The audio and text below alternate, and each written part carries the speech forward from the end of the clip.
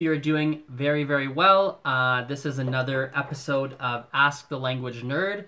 Today we are doing a little bit of a different format, and I'm not sure if I'm going to do this every single time or if I'll change it.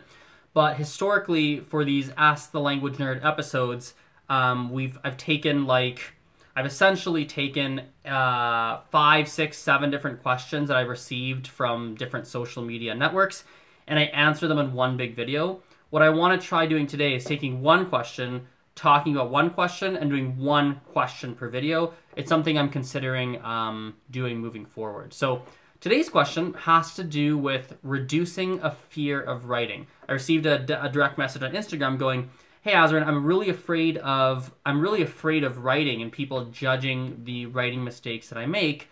What suggestions do you have?" Now, I think the big thing for me when it comes to breaking a fear of writing is, first of all, you got to figure out what you're afraid of. So this person specifically was afraid of being judged, afraid of people saying like, "Oh, you made that mistake, ha ha ha ha," like being laughed at. Now, that being said, I think different people are going to have different fears. So I think the first thing is to figure out, like, what are you afraid of? And to kind of narrow in on that, because depending on the fear, there probably is going to be a very different type of resolution and a different solution that you try depending on what it is. Now, a general answer that I think is going to be useful for the majority of people who are reading or watching this video rather, is starting small is a really good way to go. So I think a lot of people, especially if you're a student in school, the types of writing you're doing is probably academic. You're probably writing essays. You're probably writing things for your classes. You're doing personal responses. You're doing all of these things. So, for example, if you were in that scenario, I could imagine you being really nervous. Like, imagine if you're getting bad marks every single time. Hello, all the live viewers, just talking about writing. If you're getting bad marks every single time you write something and hand it in to your teacher, well, yeah, I would have so much empathy as to why you'd be afraid. Like, you're sitting there on that test, on that writing test, and going, "I'm gonna get 50%. Like, oh my god, I understand. Or I can even understand, like, if you use it for your work. Like, I know a lot of people, you need to write emails for work. I've seen that. People have emailed me or messaged me about that before as well. And again, I get it. Like, you're talking to clients. Like, there's real pressure. There's real stakes.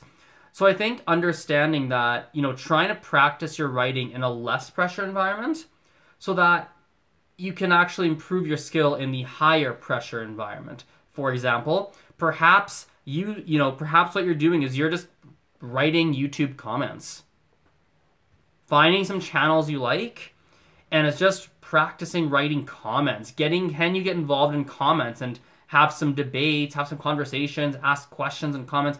That's a very lightweight way to start writing. I think another good thing is, you're not going to get it corrected, but it does get you in the habit of writing, is do you keep a daily journal at home, right? That's another good way, because no one's going to see your daily journal. You're just writing at home, practicing writing, and you're slowly breaking out of your shell. I think, there's a lot here, but either way, it's got to be starting small. If you're afraid to write, you got to start small, and you've got to do it in a way that is outside of what you're normally doing. Whatever situations you're afraid to write in, start away from there, and then slowly build your way up. The last thing I'll say on writing, if it is something about confidence, if you're lacking confidence in your writing, and that's the stem of your fear, I would look at, can you, I'm just kind of talking out loud now, I'm assuming you're afraid of making mistakes. That's the assumption I'm making. If that's the case, you've got to find someone, whether it's a tutor, a teacher, some online friend, someone who speaks the language. Try to find someone that you can actually send your writing to be like, "Hey, can you look at this? Did I make a mistake on this?"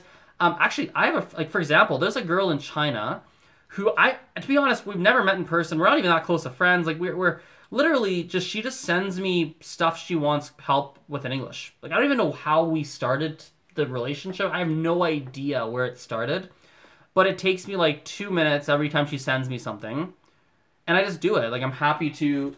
Oh, never mind. I'm happy to help. So there are people out there using websites like italki.com, italki.com. You can find people for free there. Hello Talk as an application. I talk about it a lot. You can find people who will help you correct your writing and give you tips. Good way to improve your confidence. Well, guys, thanks for watching this episode of Ask the Language Nerd. Doing it live. Yeah, we'll talk to you guys next time. Bye for now. Hope you guys like the format of one question per video. See ya.